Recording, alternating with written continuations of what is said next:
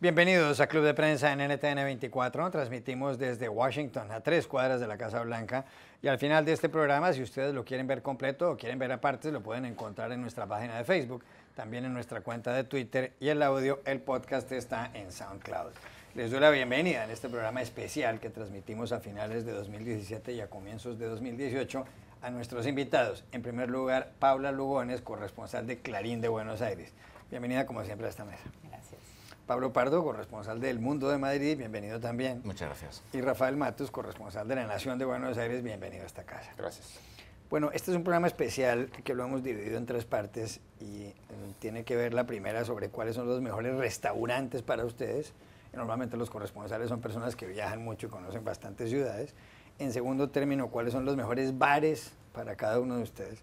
Y en tercer lugar, y habrá espacio también para otros temas, para otras categorías, cuáles son las mejores ciudades, las que más les gustan. Entonces, empecemos con restaurantes, les propongo. Veía yo en el ranking de los restaurantes, el último de los rankings, en donde están los 50 mejores restaurantes, siempre están en los primeros puestos alguno como el Celler de Can Roca, en Gerona, en España, cerca de Barcelona. Está también la Hostería Francescana, que está en Roma, y hay una lista, por supuesto, de muchos más. No pretendo que me hablen ustedes únicamente de restaurantes finísimos, como el Bulli, que fue un restaurante de Cataluña, o qué sé yo, sino los restaurantes que más les gustan a ustedes. Pablo Lugones, usted ha viajado bastante por su oficio. ¿Cuáles son los 3 restaurantes que más le gustan? Mira, Juan Carlos, el que más me gusta a mí es Mirasur, que está en la Costa Azul, en Francia. Es un pequeño pueblito que se llama Menton, que no es tan glamoroso como Saint-Tropez o otras ciudades o balnearios de la Costa Azul, pero realmente es un restaurante excepcional. Es el 4º mejor restaurante del mundo, elegido en 2017, y el chef es argentino, y no solo que es argentino, sino que es platense, como yo. Es una ciudad, La Plata, a unos 60 kilómetros de la ciudad de Buenos Aires, pero realmente tuve la posibilidad de visitarlo y la experiencia es genial. Mentón es un pequeño pueblito que está ubicado en la frontera, exacta en la frontera entre Francia e Italia. Es un pueblo de pescadores y el restaurante es realmente fascinante. Colagreco, que es el chef y que es ¿Cómo se llama? Mauro Colagreco se llama el chef. Es una personalidad muy importante ahora en Francia, ha sido condecorado con el Caballero de la Orden de Francia, etc. Ha hecho ahí algo muy, muy fantástico. Es un restaurante que está en la montaña, sobre el mar, con 2 pisos, uno de bar y otro de restaurante. Es un menú de pasos que tiene una etapa de jardín, otra etapa de montaña y otra etapa de mar. Entonces son 3 platos. No, es un menú de varios pasos que puede llegar a ser 12 pasos. Ya. Pero los primeros son de jardín, los segundos son de mar, y los terceros de montaña. En ese orden, maridados también con excelentes vinos. Y lo que tiene de particular también es que es tan cuidado ese lugar, tan cuidado, la comida, la atención, comienza por los detalles, ¿no? Los periodistas somos personas que miramos muchísimo los pequeños detalles, pero por ejemplo comienza con un pan casero con una receta de su abuela, que se rompe con las manos, es para partir con las manos, y viene con un pequeño poema de Pablo Neruda, que es la Oda al Pan. Entonces es toda una experiencia, más allá del lugar, que es precioso, que de la comida, que realmente es deliciosa, y que se hace toda con huerta, una huerta que tiene ahí en la ladera de la montaña, con hierbas frescas, con olivares, hace excelentes aceites de oliva. Bueno, realmente más allá de la comida, la experiencia es fantástica. Se llama Mirasur, el restaurante, es de Mauro Colagreco. Es el 4º restaurante del mundo y tiene 2 estrellas Michelin. Hacer este programa es complicado porque no hemos almorzado, pero... Sí. pero tengo otros más cerca para recomendar. Pero ¿por qué fue a parar un platense a un pueblo en la frontera de Francia con Italia? Bueno, es una historia apasionante. Él al principio estudiaba ciencias económicas en la Universidad de La Plata, algo absolutamente distinto a ser chef, hasta que se dio cuenta que su vocación no era esa. Él cocinaba siempre con su abuela, a la cual le había dedicado ese pan, y dejó todo, su carrera, y se fue a París y empezó a estudiar a trabajar, como siempre, con los grandes chefs, empezando de lavaplatos y fue ascendiendo rápidamente. Y después trabajó como chef en otro restaurante hasta que se lanzó a abrir esa experiencia en Mentón, que es un lugar que es muy chiquitito, nadie lo conoce, muy pocos lo conocen, y la gente viaja ahora solamente para ir a comer a ese restaurante. Ya digo, es el mejor de Francia en este momento, y está en manos, qué sé yo, dicen de los un franceses argentino. de que el chef, de que el Eso. mejor restaurante de Francia tenga de chef a un señor de la Bueno, playa? eso yo estuve hablando Platense. con él precisamente en el restaurante y dicen que se la bancan, como decimos nosotros, lo soportan y que realmente ya forma parte de alguna manera del selecto club de chefs de Francia y son muy amigos, etcétera. Pero también él es un hombre muy generoso con la cocina argentina y viene muy seguido, va muy seguido a la Argentina a reunirse con otros chefs para tratar de recuperar o armar la comida tradicional argentina y expandirla por el mundo. Pablo Pardo, el mejor restaurante, el que más le gusta a usted. Por supuesto que uno cambia de opinión a veces en esto, después si uno piensa un poco más, qué sé yo, pero bueno, yo tendría que decir el mejor los restaurante dos o tres. que conozco está en Gijón, en Asturias, y es la cocina de la casa de mi madre, fundamentalmente, donde voy a estar dentro de 2 semanas. Con las únicas competencias que tenía que tiene son la cocina de las casas de mis tías, y hace años cerró su mayor competencia, que era la casa de mi abuela, vamos, que se murió la pobre.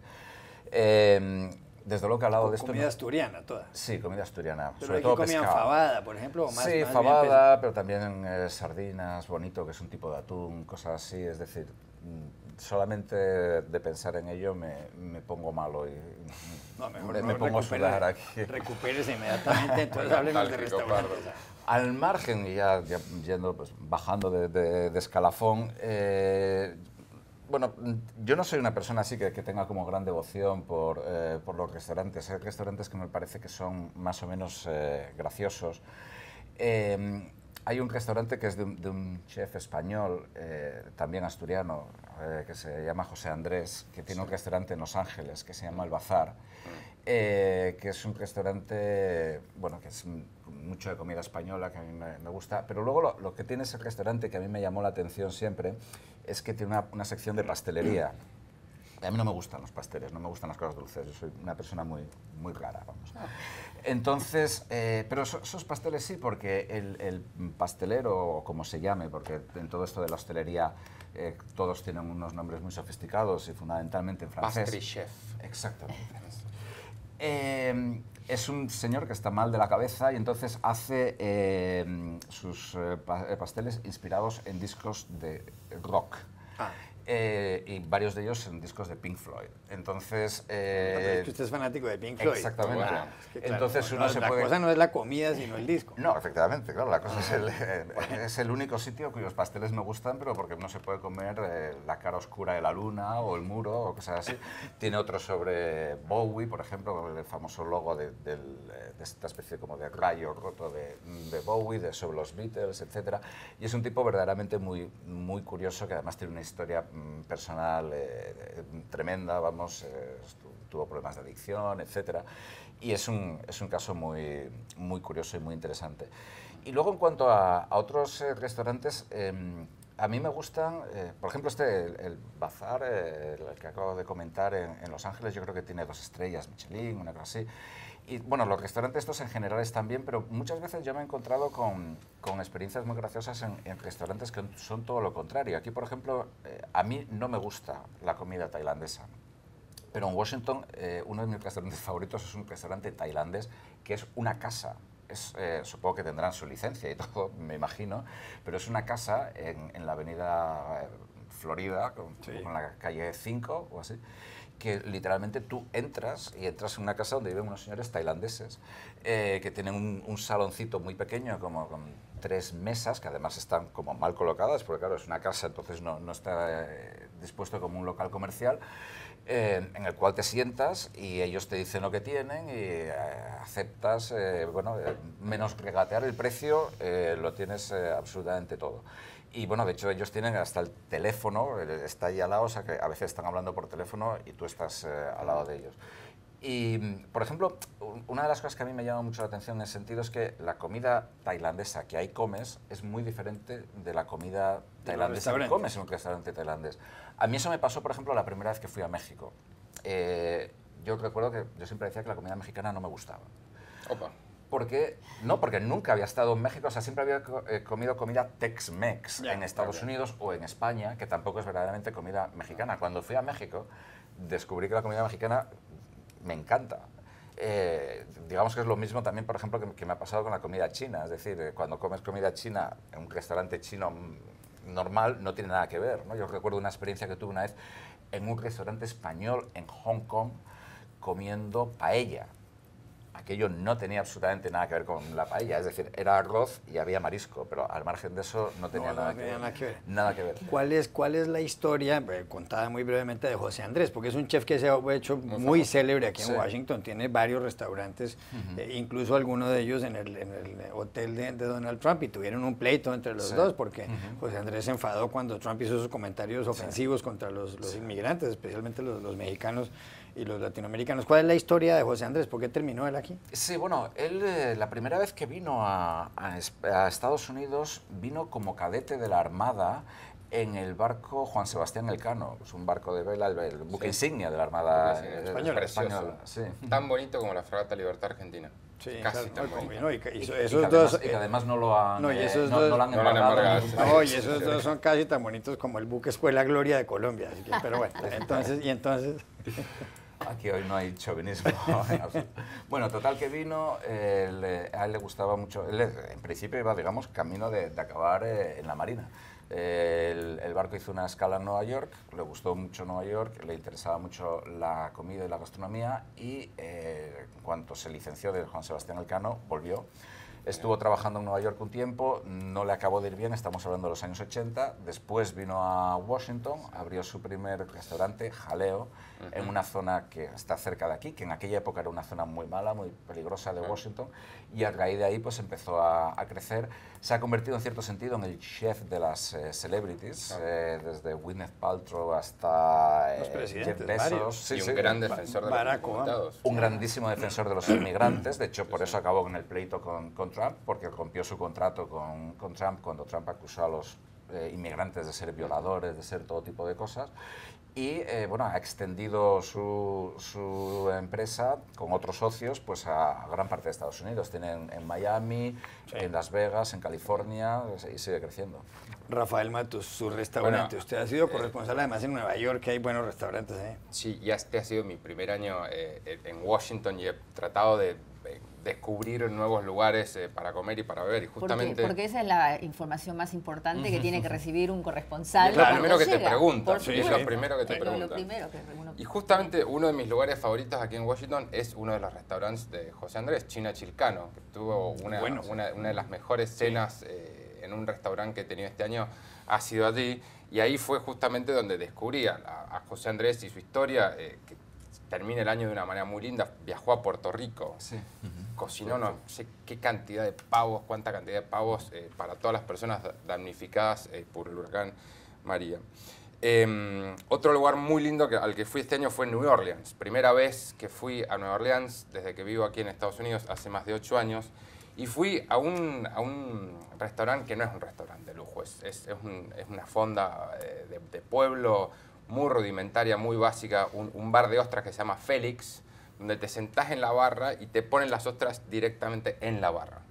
No es esta presentación que suele haber en los restaurantes donde se comen ostras crudas, que suele ser una bandeja, ¿no?, de metal, hielo y demás, y qué sé yo.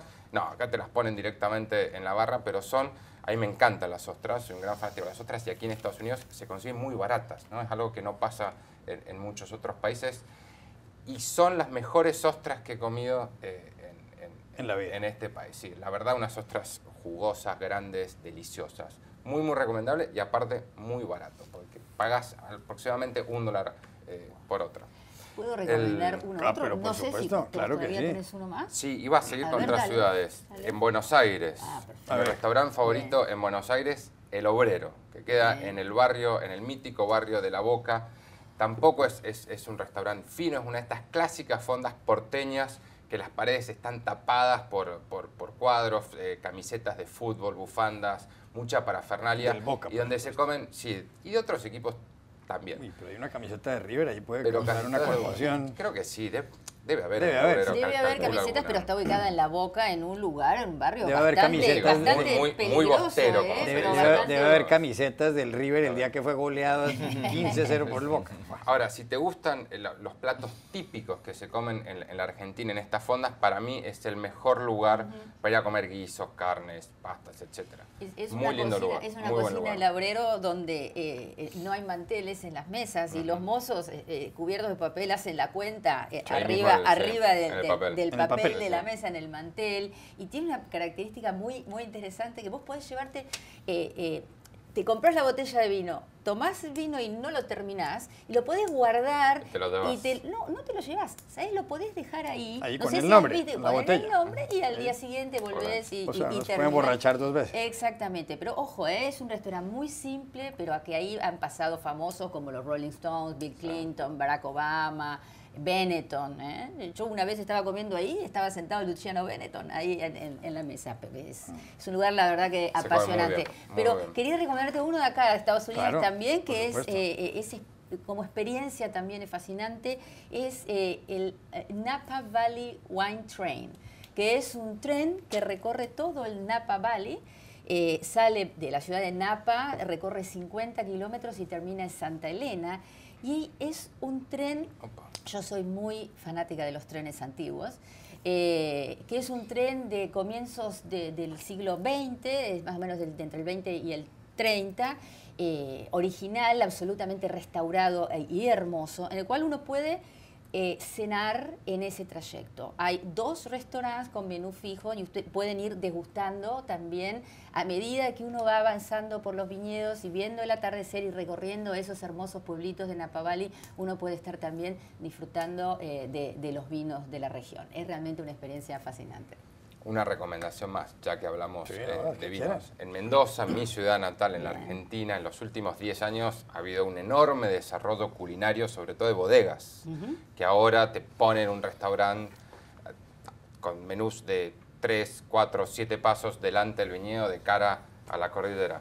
Ahí hay uno muy, muy bonito que tiene la mejor vista de todos los restaurantes de bodegas a los que yo he ido, que es el restaurante Kilka, en la bodega Salentijn de capitales holandeses, que está en el Tupungato, que es el Napa Valley argentino. Es la primera zona donde se hace, si se me permite, el mejor Malbec del mundo. Ahí se puede tomar el mejor Malbec del mundo, comer la mejor carne del mundo y ver la mejor cordillera del mundo, la más linda para mí, que es la cordillera de los Andes. Gran vista, gran lugar. Muy bien. Ya regresamos a Club de Prensa. Volvemos a Club de Prensa en NTN 24 en este programa especial sobre restaurantes, bares, ciudades. Pablo Pardo, un bar. ¿Cuál bar le gusta a usted especialmente? Pues yo la verdad que bares no tengo así como una preferencia muy clara y algunos que me gustan que sí prefiero no decirlo en público. Porque son así muy una cosa sórdida. Cuando viví en Madrid sí, me gustaban mucho los bares sórdidos. Después uno llega a Estados Unidos y todos los bares cierran a las 3 de la mañana, como muy tarde. Entonces para los que venimos de otros países es difícil. más tolerantes en esa materia y menos tolerantes en materia de armas de fuego, pues nos cuesta adaptarnos. Me acuerdo, por ejemplo, de un bar al que solía ir mucho en Madrid, que se llamaba La Lupe, que ya no existe, que estaba en Lavapiés, que me acuerdo que Maruja Torres, una columnista del país, sí, solía definirse a él como el famoso antro, la Lupe. Con lo cual, digamos que yo no tengo así como ningún bar que me haya sorprendido ni nada. Es decir, me gustan mucho, sobre todo en España, los bares como tradicionales, ¿no? Como de toda la vida, donde vas y te pides un vino y además que también donde depende, porque si te conocen a lo mejor te pueden dar un vino que es bueno, si no te conocen te pueden dar un vino que es verdaderamente aguarrás o una cosa así. Eso me gusta mucho. Aquí en Estados Unidos la verdad que ese tipo de bares yo no los conozco, no los he visto, entre otras cosas también porque hay muchas más limitaciones a la hora de beber alcohol, etcétera, etcétera. Un bar-restaurante, por ejemplo, muy gracioso, que es una trampa para turistas, pero bueno, si eres un turista está muy bien. Son algunos bares que hay en Nairobi, en Kenia, había uno, ahora no me acuerdo cómo se llamaba, pero bueno, donde por ejemplo te dan de comer cocodrilo y cebra y tal, pero en realidad está todo muy trucado porque, bueno, son cocodrilos de granja, no son cocodrilos de verdad. Pero digamos que no tengo así como ninguna preferencia clara de bares. Recuerdo alguna vez, por ejemplo, en la zona del Delta del Mississippi, en Luisiana, que ahí sí que te encuentras, porque es una zona también de tradición más latina, ¿no? Ahí sí que te encuentras, por ejemplo, bares más, bueno, pues casi un poco como los restaurantes de los que hablábamos antes, ¿no? Que no son nada sofisticados, etcétera, pero que tienen como son cierto... muy buenos. Sí, y además cierta gracia, cierto encanto, cierto interés. Una experiencia muy surreal que tuve fue una vez con indígenas canadienses en Alberta que me invitaron a un bar, y el bar era en lo que se llama un trailer, una roulotte, y era verdaderamente pues, una cosa muy clara donde, por ejemplo, te daban de comer, bueno, podías comer caribú, que es un ciervo salvaje del Ártico, y te daban todo tipo de licores que era mejor no saber cómo los habían hecho, porque yo creo que los habían hecho con lo que les sobraba del petróleo que sacaban allí. Pero bueno, esta es un poco mi opinión sobre los bares. Sobre los bares. Paula Lugones, bares, ¿cuáles le gustan? A ver, aquí de Washington, bueno, el otro día estuvimos en el Whiskey Bar del Watergate Hotel, que como ustedes saben es uno de los escenarios donde se desarrolló el mayor escándalo de los años 70 y que derivó en la renuncia del presidente Nixon, ¿no? Es un hotel que se ha reabierto hace muy poco y está todo decorado como en los años 70 y tiene un whisky bar que era la bebida tradicional de esa época, realmente que es muy bonito, está todo decorado con botellas de whisky, uno puede conseguir whiskies de todas partes del mundo y de excelente calidad, de distintos tipos de whisky. Es un ambiente muy relajado y tiene una terraza preciosa que en verano tiene una vista al río Potomac y en invierno tiene una especie de iglús. Por el frío aquí es duro, en Washington tiene una especie de iglú calefaccionado que uno puede estar ahí tranquilamente bebiendo. También hay puros para los que les gusta el tabaco, pero la verdad que es un lugar interesante. Y en Nueva York es un clásico y muchas veces llenos de turistas, pero no hay que negar que el roof del Met, del museo del Met, realmente es hermoso al atardecer, con vistas al Central Park, esa terraza hermosa, sobre todo en otoño, es impagable. Hay que tratar de ir un día de semana para que no haya mucha gente, muchos turistas, pero la verdad que es una experiencia hermosa. Rafael Matos, un bar. Casi 8 años viví en Nueva York, nunca fui al rooftop del Met. Claro. Materia pendiente para algún futuro viaje. En Brooklyn, mi bar favorito para ver cócteles, que es algo, una tradición ya añeja en Nueva York, se llama Weather Up. Queda en el barrio de Prospect Heights, en la avenida Vanderbilt. Es desde afuera se ve, es una casita pequeña de azulejos blancos, no tiene ningún cartel, no tiene nada de qué saber que el bar está ahí para entrar. Es una barra muy pequeñita, muy acogedora, muy bonita, donde se sirven excelentes cócteles de los mejores, te diría, que ofrece Nueva York, que tiene una tradición ya, como decía, añeja de cócteles. Otro también en Brooklyn, en Williamsburg, un barrio que se volvió muy trendy en los últimos años. Está inspirado en Nueva Orleans, en la Luisiana antigua, se llama Maison Premier, sobre la calle Bedford, también era uno de mis lugares favoritos en la ciudad. Y aquí en Washington he descubierto este año uno muy simpático, que queda a una cuadra de aquí, que se llama Off the Record, en el Hotel Hey Adams, que tiene esta particularidad donde los apoyabazos son caricaturas de personajes políticos como Donald Trump, Kim Jong-un, Vladimir Putin, Mike Pence. Y tiene también una barra y un ambiente muy acogedor, que eso es algo que a veces en Estados Unidos no se encuentra tan fácil. Uno va a muchos bares aquí, está acostumbrado a ver las grandes pantallas de televisión, con partidos de hockey o con partidos de fútbol americano, partidos de béisbol, y falta por ahí a veces este bar donde es solamente el bar, ¿no? El viejo speakeasy de la era de la prohibición, un poquito escondido, difícil de hallar. Y uno que descubrí también hace poco, y con esto ya cierro, acá en Washington, es en el Navy Yard, una zona que se empezó a desarrollar con mucha intensidad en los últimos años en este proceso de gentrificación que ocurre en ciudades de aquí de Estados Unidos y otros países del mundo. Es un bar que se llama District Winery, donde se toman cócteles también, pero vinos, y tiene la particularidad de que los vinos los hacen ahí.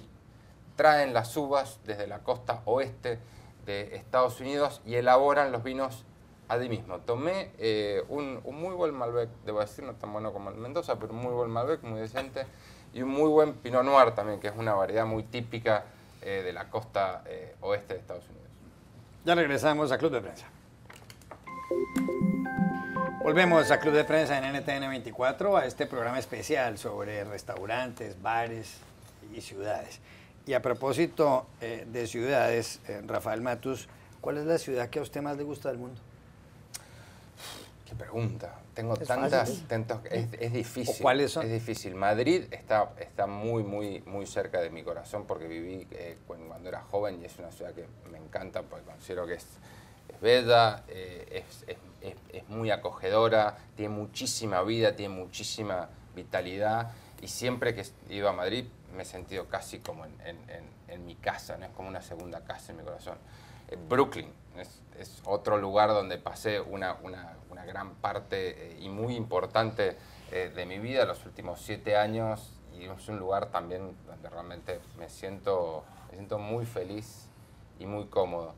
De lugares, ciudades raras a donde he ido, el norte de Noruega, donde pude visitar, este año hay una zona que se llama, una región que se llama Lofoten, que es el techo del mundo, y hay una villa muy pequeñita, en una isla, en el medio del océano, queda como unos 70 kilómetros de la costa, que se llama Trana, donde todos los años hay un grupo de unas más o menos 3.000 personas, la mayoría de los noruegos, que recorren una larguísima distancia, primero desde Oslo hasta el norte y después en ferry casi 3 horas, sí, para un festival de música de 3 días, que es el festival más al norte del mundo. No se pone el sol durante nunca, a la 1:30, más o menos, 1:30 de la madrugada, 2 de la madrugada, apenas se oculta en el horizonte, pero nunca es de noche. Es más, según lo que siempre has tomado, puedes ver varios soles. 2 o 3 al menos.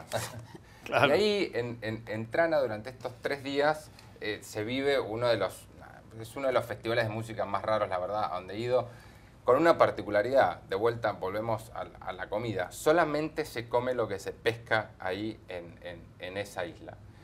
Y fue el primer lugar donde comí sushi de ballena, que es algo que no existe en la mayoría de las partes del mundo.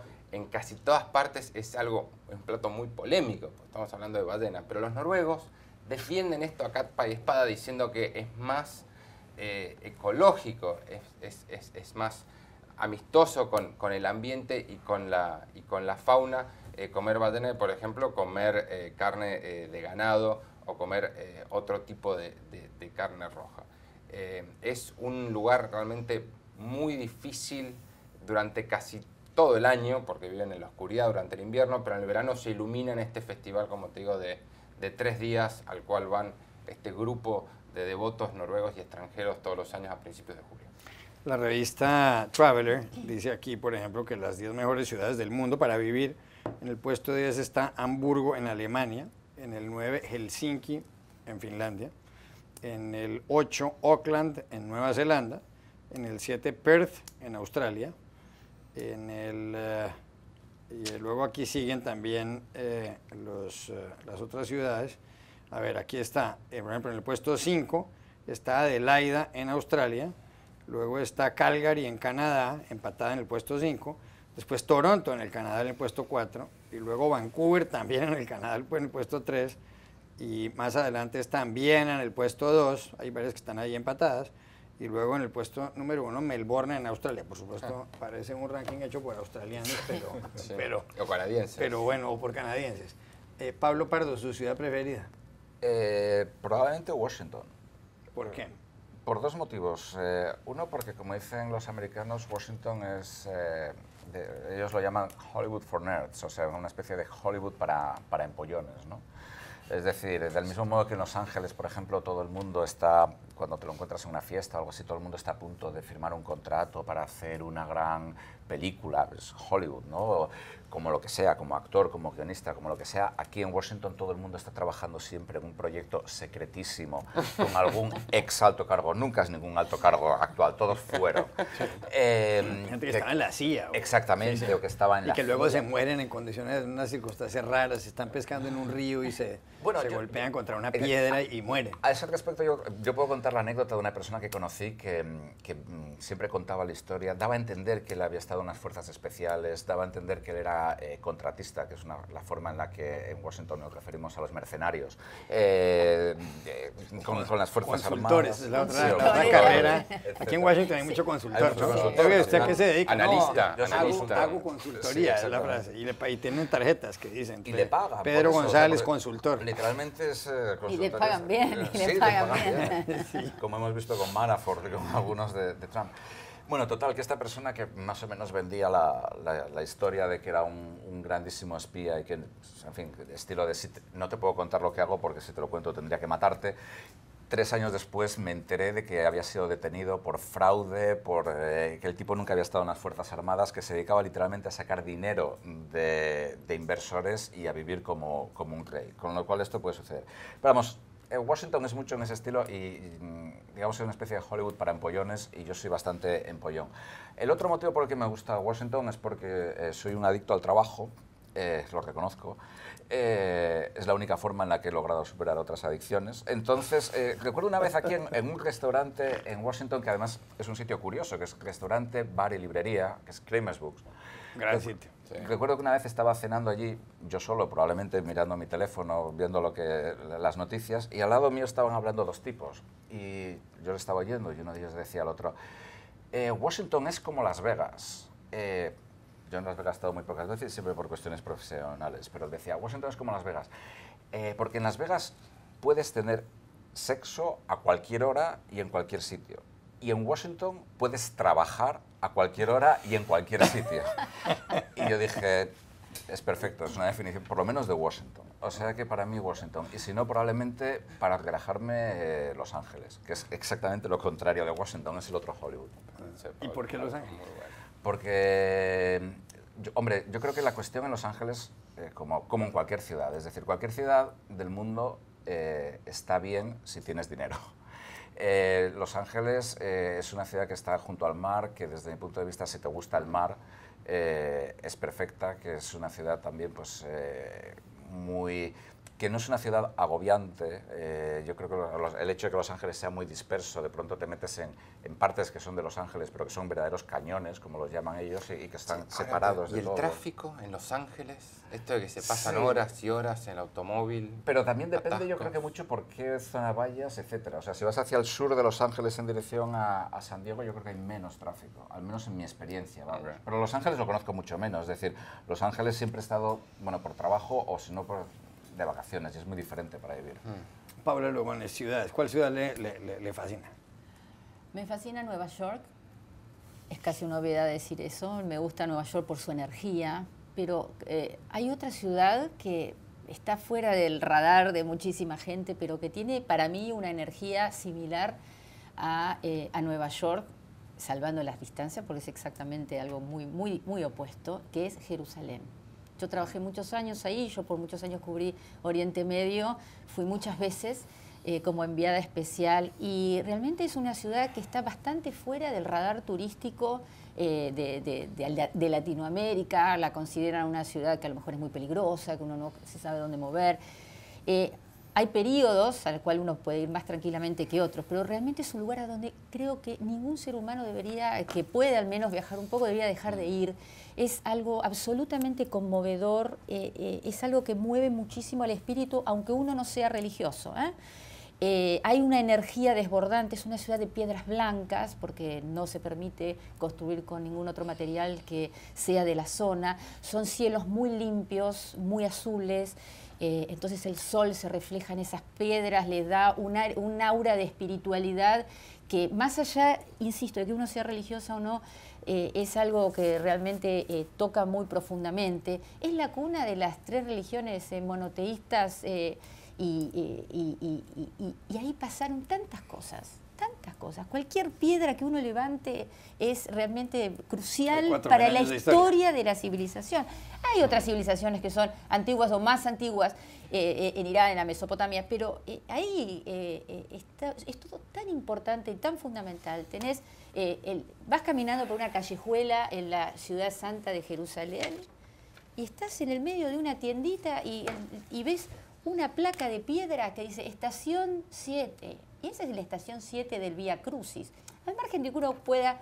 O sea, el Vía Crucis uno camina, creer o no en esto. Uno está en ese lugar donde tanta gente cree en esto.